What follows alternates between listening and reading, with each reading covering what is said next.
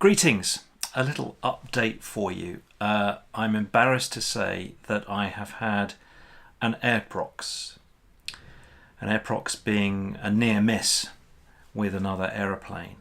It happened, in fact, the day before I went off on my Croatia travels, and I was departing Red Hill on my way down to Lydd. Now, what's interesting about this is while I had cameras fitted, in readiness for the Croatia trip, I didn't film this trip, so there is no footage of it. But I have, of course, submitted the formal report to the AIRPROX board. It is embarrassing. I've gone through it in my mind. I believe I'm at fault. Basically what happened was I departed Red Hill, and as you know, I'm relatively new to Red Hill, and I departed via their waypoint, Godstone, I think it is, Godstone Village, and the inbounds were coming into Red Hill via Godstone Station. So as I was departing, I was keeping to the left at Godstone, and the inbounds were to the right, coming inbound via Godstone Station. I was going out via Godstone. They were coming in via Godstone Station. So I was keeping left, and I maintained that track, which kind of aligned me with the M25. And I found myself to the north of quite a high ridge, which runs just south of the Sevenoaks area.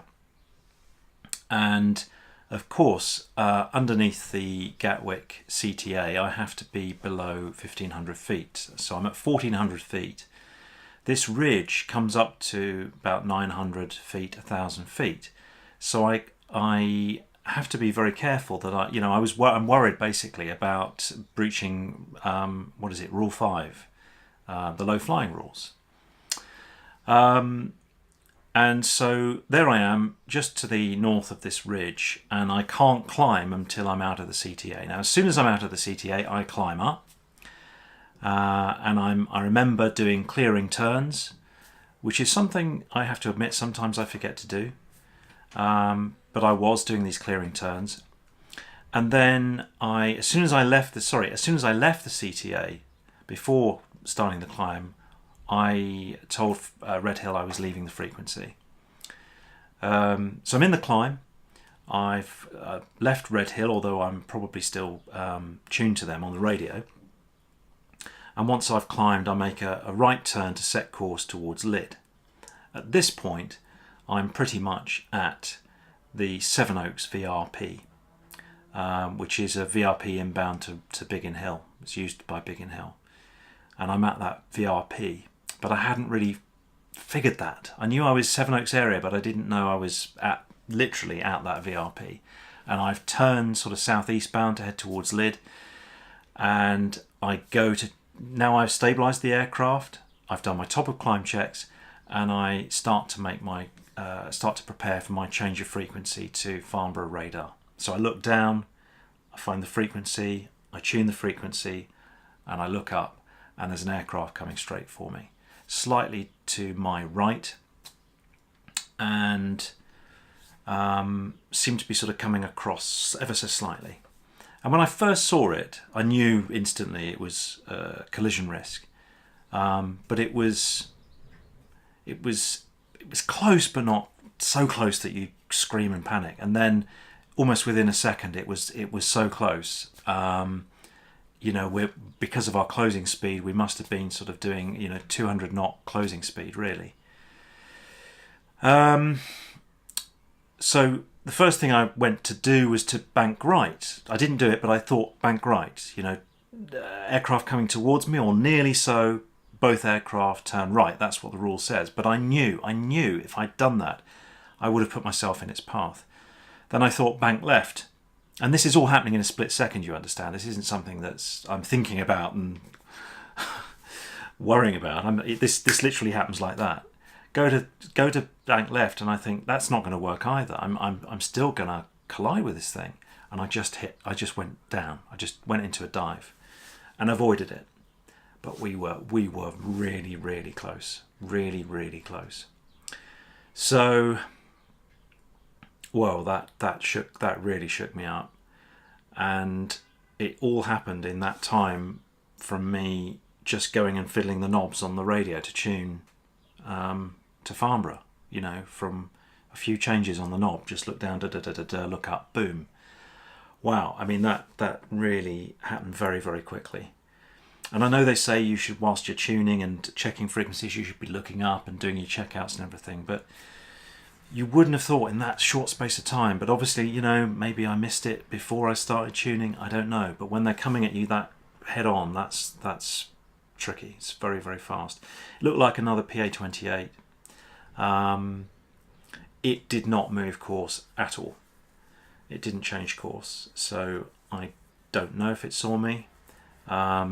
It had right of way. If you were to look at the trajectories, it was on my right, and my track, would have had it on my right and me on its left, so it had right of way.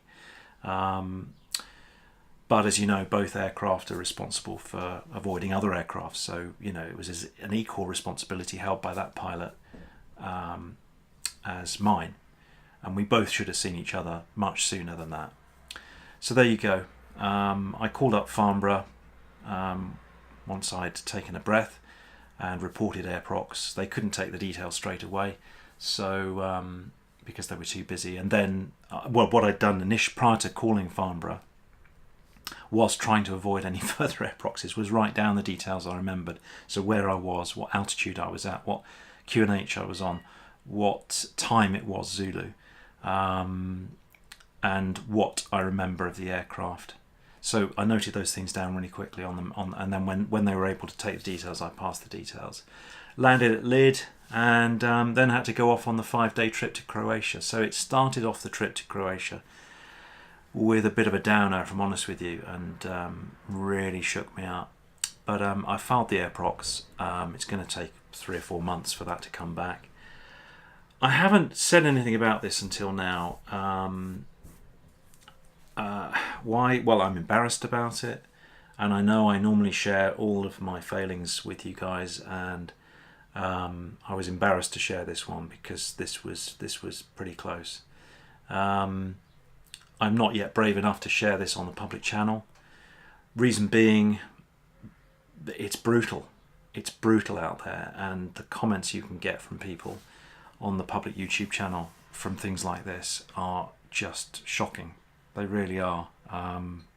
You wouldn't believe it.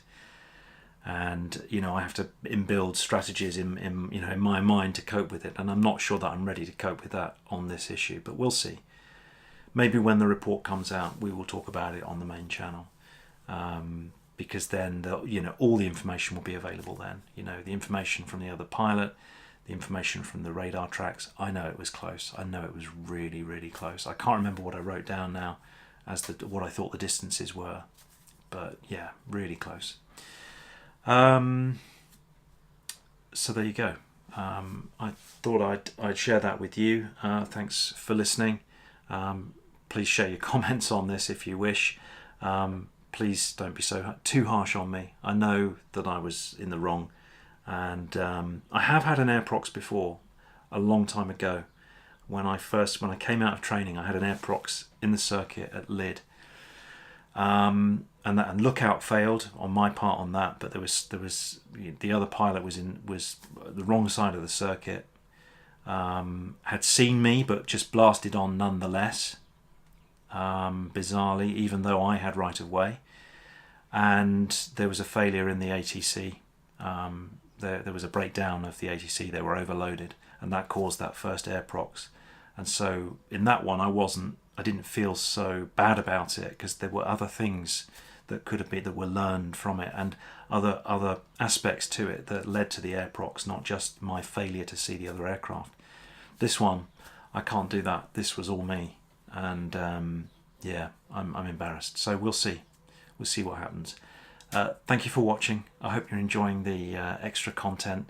By the way, I've kind of updated the website. I had to do a lot of programming on the website just recently, to make it work for all this exclusive stuff that I'm uploading. It was looking really bad. It didn't look great, and I've done a bit of a tweak and an upgrade. Let me know how that looks. Let me know how it's working. I'm hoping it all works. I've tested it with all the different membership levels and it seems to work. So yeah, give me some feedback on that too. Okay, until next time, and this is particularly pertinent for this video, fly safely, my friends.